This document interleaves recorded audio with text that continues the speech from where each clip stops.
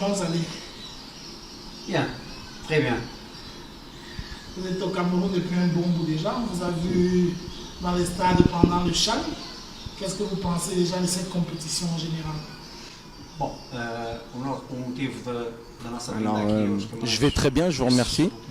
Nous, ça fait plus d'une vingtaine de jours qu'on est sur place au Cameroun, après avoir effectué notre travail de continuité d'observation et d'analyse. Donc on est sur place pour voir l'évolution, l'organisation du CHAN et aussi prendre plusieurs informations et préparer...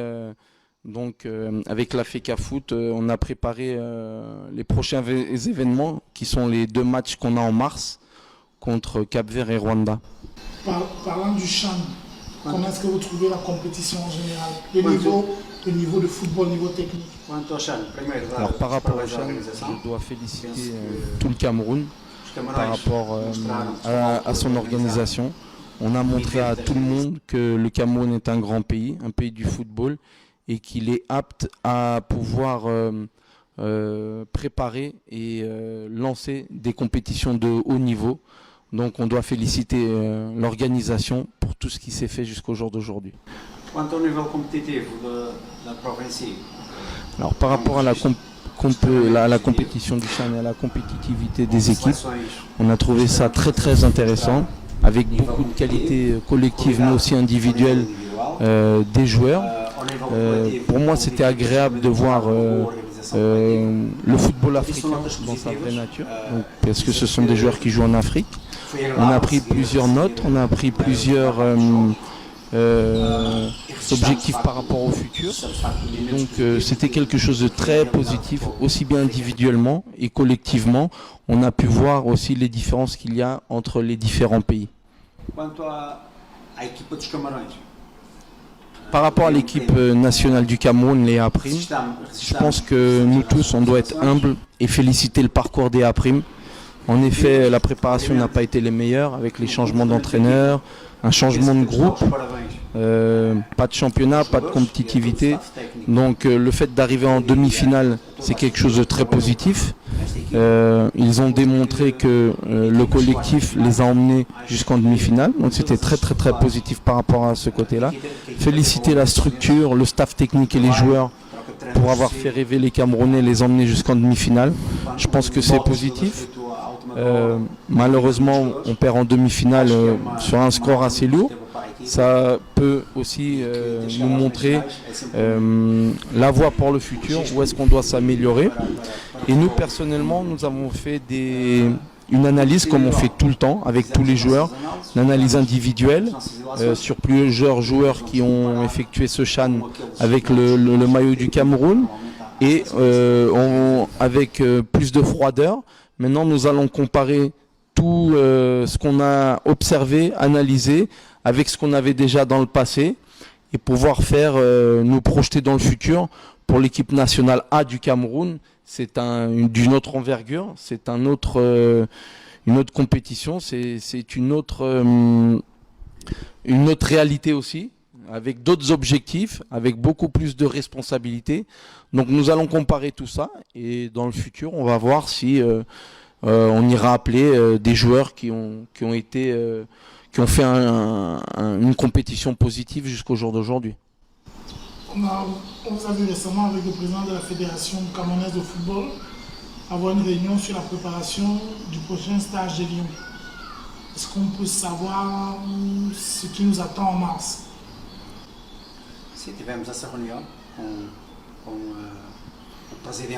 Alors comme nous l'avons fait jusqu'au jour d'aujourd'hui, en effet, nous avons des réunions ponctuelles avec le président de la fédération et tout son staff, dans le but de préparer les prochaines échéances, donc les matchs du mois de mars qui arrivent très rapidement. Et le but de cette réunion, comme toujours, comme les autres réunions, c'est d'organiser tout ce qui englobe ces 2 matchs pour que les joueurs viennent au Cameroun et qu'ils se sentent le mieux possible, qu'ils se sentent dans toutes les conditions possibles pour pouvoir représenter au mieux le pays et tout ce peuple. Moi, c'est depuis mon arrivée, c'est ce que je recherche, c'est que les joueurs reviennent avec le sourire, représenter ce pays, porter ce maillot, et que les joueurs, dès qu'ils viennent au Cameroun, ils se concentrent que sur le football. Et c'est une des conditions que j'ai toujours dit, c'est que quand les joueurs viennent, ils doivent venir avec toutes les conditions et toute une organisation, et c'est ce qu'on a fait depuis le début. Alors en effet, moi et tout mon staff, on continue toujours sur la même lignée, avec les mêmes idées depuis le début. Je suis très exigeant avec mon staff parce que moi je pense que plus on travaille, plus on a de chances de succès. Si les paresseux, rarement ils ont le succès.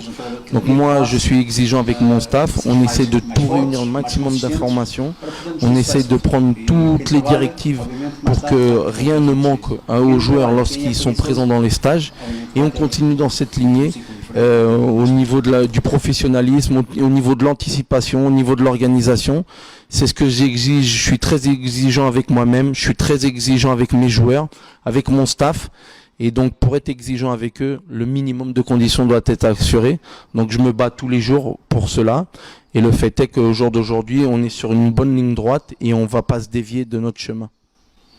Est-ce qu'on peut s'attendre à avoir de nouveaux joueurs en mars, ou bien finir les tests et puis le coach a trouvé son groupe? Alors, en effet, comme je l'ai dit depuis le début, les portes de la sélection, les portes de la tanière sont ouvertes à tous les joueurs camerounais ayant la capacité de représenter cette équipe.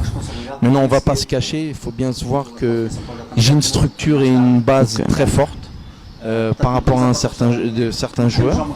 Donc les joueurs, on observe, on a une grande liste de joueurs qui est observée tous les jours.